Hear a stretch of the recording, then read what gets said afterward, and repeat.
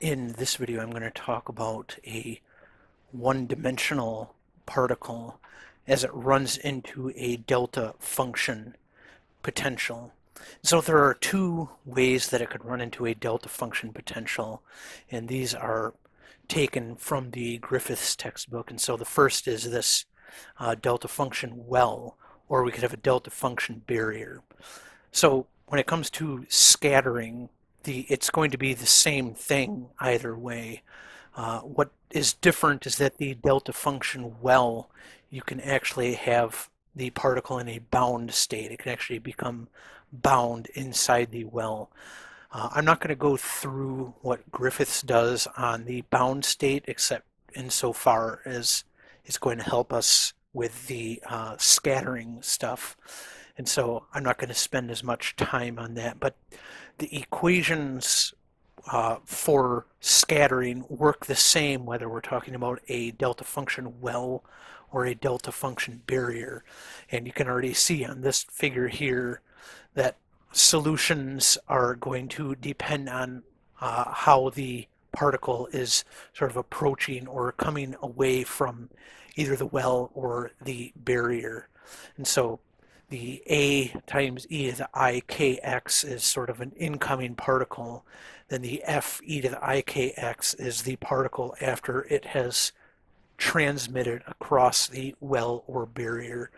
The b e to the minus ikx is a reflection, and then we will see that the g e to the minus ikx would be a particle coming in from the left, and so we'll be able to ignore that as we start talking about the scattering. And so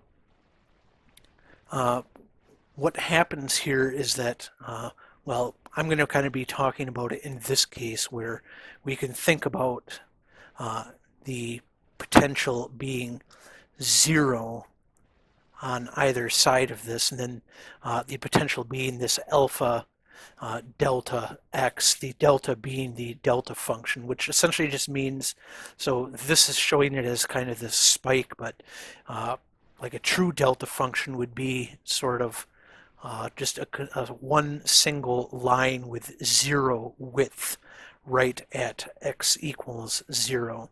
And so it would be infinitely tall, but sort of infinitely narrow, and the area under it would be 1.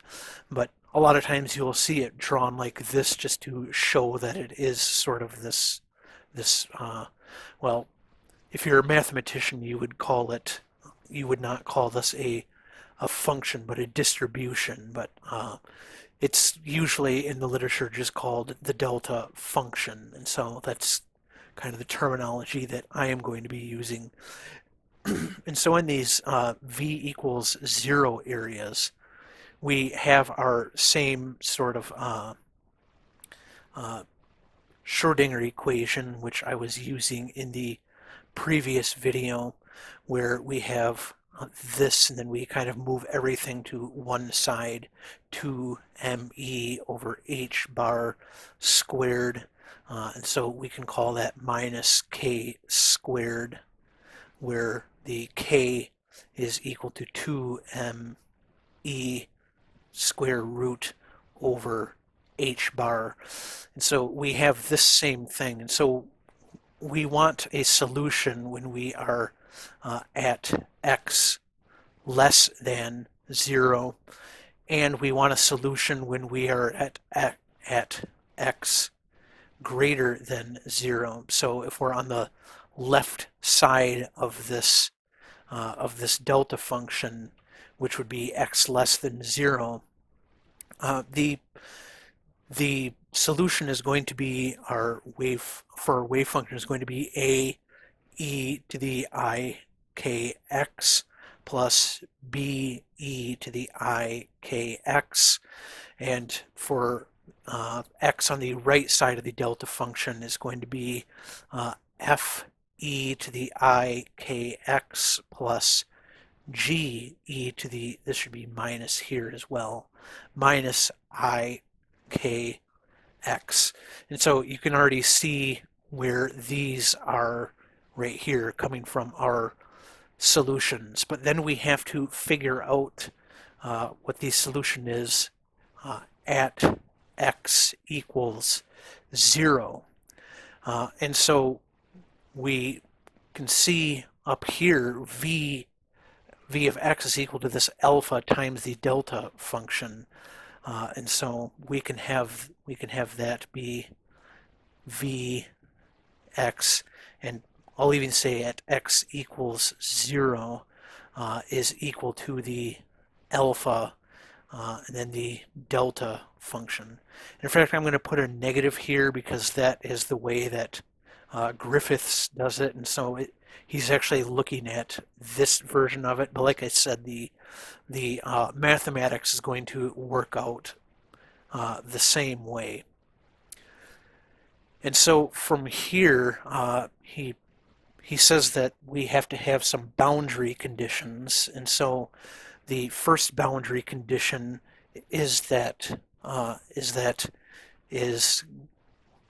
even just put is continuous, and the other one is that our first derivative is continuous, but this right here is not true, so not true at v equals infinity. So it will not be true at where the delta function actually is. So whether it's going to negative infinity or off to positive infinity. And so we have to sort of solve for it this way. And so this right here comes from where he's actually calculating the bound state for it. So that's sort of when the particle is bound onto the delta function. So that's why it's helpful for us to figure out what the wave function is doing at the delta function. So this part right here is essentially taking this. So we are looking at this. So this is it's kind of blurry. It wasn't a very good picture on my phone, but essentially what it's doing is it's assigning like a negative epsilon and positive epsilon, and then sort of moving those in closer and closer towards the center. And what happens when we do that is that this right here, this will actually become our alpha. So that the alpha that we had at the delta function, because the delta function essentially sort of scans along the entire function and then picks out just the part that we are interested in, and that is this potential term right here. So this becomes alpha, and that's how we end up getting this being equal to that right there, because we have the 2m and then h bar squared, which is this, and then the alpha, which is kind of moved up next to that m, and then we have our wave function here, and so that is the wave function at 0, so at x equals 0, right where that delta function is. And so then when we take the first derivatives of this like right around the delta function, so at x greater than 0 and x less than 0, we end up getting this right here. But since we're thinking about where x is equal to 0, this becomes just 1, and we just end up with our minus b kappa and plus b kappa. And since we ended up with this kappa coming down, because if you remember, our solution was of the form b e to the minus kappa x. And so these kappas were used, like I said, when calculating the bound state, but we're going to be using this in terms of the scattering. And so after taking a single derivative of this, we end up with minus b kappa, and then we're at e minus kappa, and our x has gone to 0, so this just becomes 1. And so we are at this b kappa. And so kappa must be this m alpha over h bar squared, because we already found out that is this right here. And so from that, we can now look back at our scattering here. And so the scattering still has these as the solutions. And so we are going to take the first derivative of the, well, I'll first mention this. This is a boundary condition, and so the a plus b on the first one has to be equal to f plus g on the second one. So that is a boundary condition. And so from that, we end up getting, so the derivatives, the first derivatives of these solutions up here, so these two solutions, we're taking the first derivatives of these, and that's how we end up getting this right here. So those are the first derivatives. And then the same as before, these e exponents are at x equals 0, just end up going to 1. And so sort of right around the delta function, we end up having this be our first derivatives.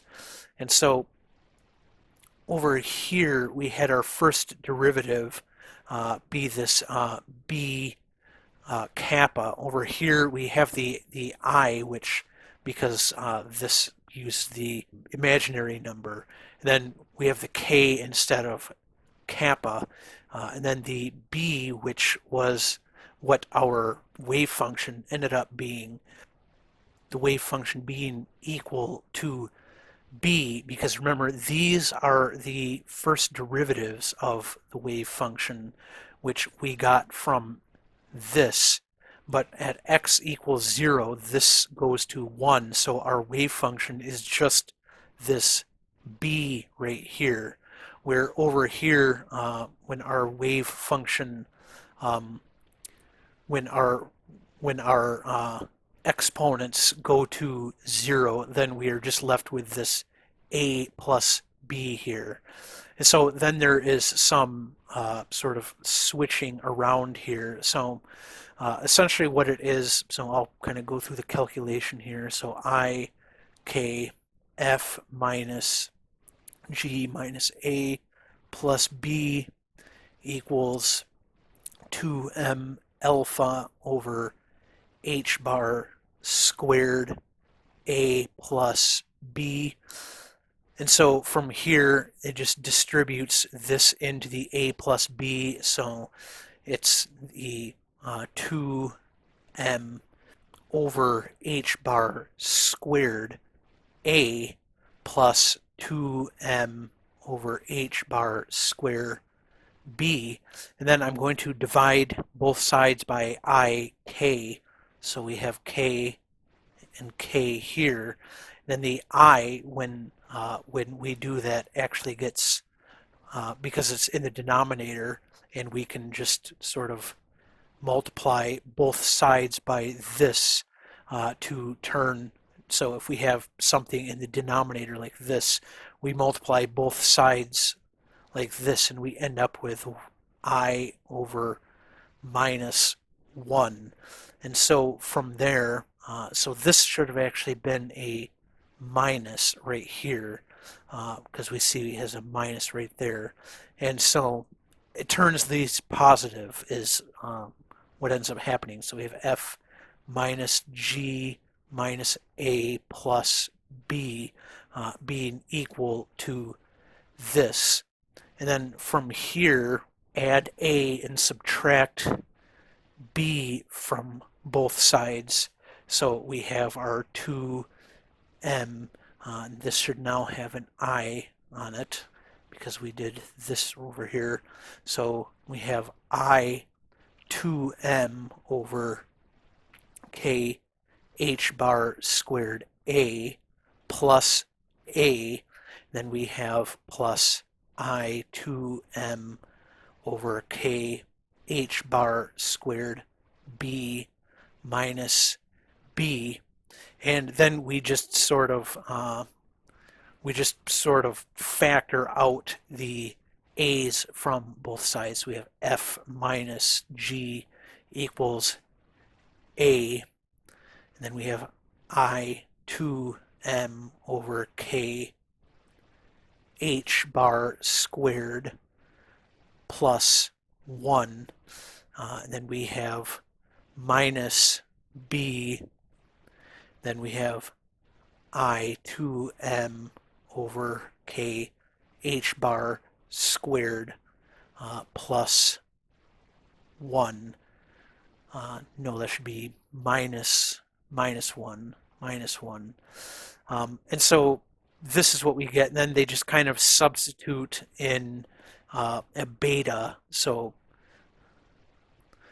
they just have I2 beta for that, and then I2 beta for that. And so anyway, that is how we got to this point right here. So that's how we end up getting that. And so what we can do then is set G equal to 0. So set G equal to 0, because remember, what we're doing is this, and we don't have a particle coming in from the right, so we can set that equal to 0. So that's what I'm going to do here. So we set G equal to 0, and what that gives us is F equals A times 1 plus 2I beta minus B 1 minus 2I beta. And so from here, what we can do, and I don't think I'm going to go through all the individual calculations, but what we will do is, because A is our incoming particle, we want to get F and B in terms of A. And if we went through a bunch of algebraic manipulations, what we would end up with is B being equal to I beta over 1 minus I beta, and we would have F being equal to 1 over 1 minus I beta. And these are both multiplied by A. So these are the B and F in terms of A. So that is the probability amplitude of B, which is the reflection here, and F, which is the transmission here, in terms of A. And then we could do some more algebraic manipulations, and so using sort of the Born rule to get the probability, we could end up with B squared over A squared. And so it's just dividing both sides of this by A and then squaring everything, which will give us beta squared over 1 plus beta squared. And so this is going to be equal to R, which is our reflection coefficient. So that's the probability that our particle will be reflected off of the delta function potential. And we can do the same thing for F. So we have the F squared over A squared, and that is equal to 1 over 1 plus beta squared, and that is T, which is our transmission coefficient. And since these are probabilities, we know that R plus T has to be equal to 1.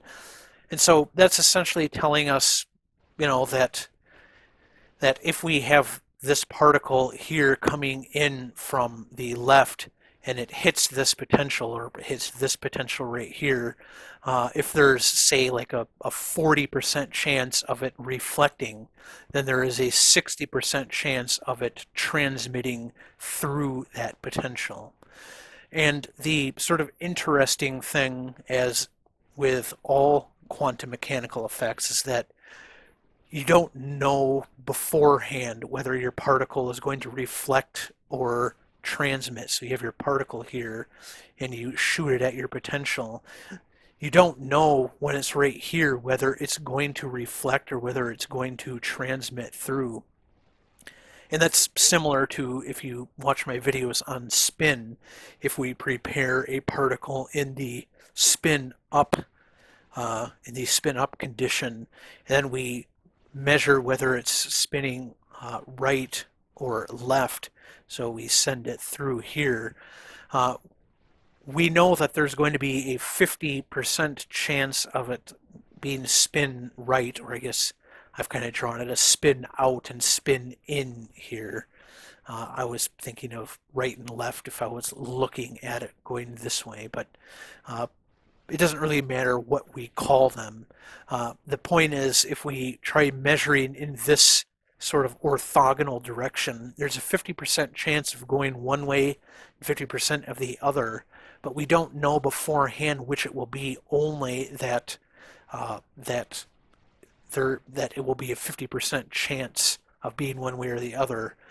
Or another way you can think about it is, if you have a 50% chance of transmitting, so 50%, and a 50% chance of reflecting, then if you do this, a million times, that you shoot like a beam of particles at this potential, you will find that half of them transmit through and half of them reflect off of the potential. And so that's kind of the quantum mechanical effect, in the sense that you don't know beforehand what it's going to do, but only once it sort of hits that potential will it sort of, I guess, quote unquote, decide what it's going to do.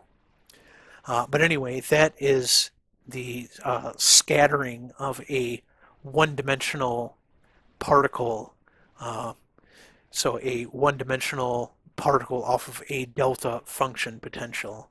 So in the next few videos, I'm going to start going into more three-dimensional potentials. And so the first one is the infinite spherical potential, which is essentially like we have zero potential inside the sphere, and then everywhere on the edge of the sphere it immediately goes to infinite, sort of the way that our infinite square well was zero here and then immediately went to infinite, but now we will do it in 3 dimensions. But then I'm not going to spend too much time on that, because I want to get to what's, I guess, more physically interesting, because it's actually real, is what's sort of the 3-dimensional version of the harmonic oscillator, which is, if you have a proton in the middle, then the potential sort of drops off as you get further and further away from it.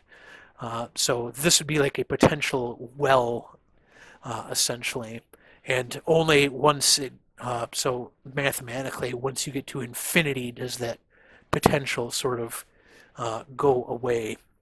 And so that's what holds an electron in within a certain distance of the nucleus of an atom. So we'll be looking at the hydrogen atom. But anyway, that will be in the next few videos. And that's when we'll actually start getting to uh, some of those functions and polynomials I talked about in my differential equations playlist. But anyway, I've been rambling too long. I hope you found this useful, and I will see you in another video.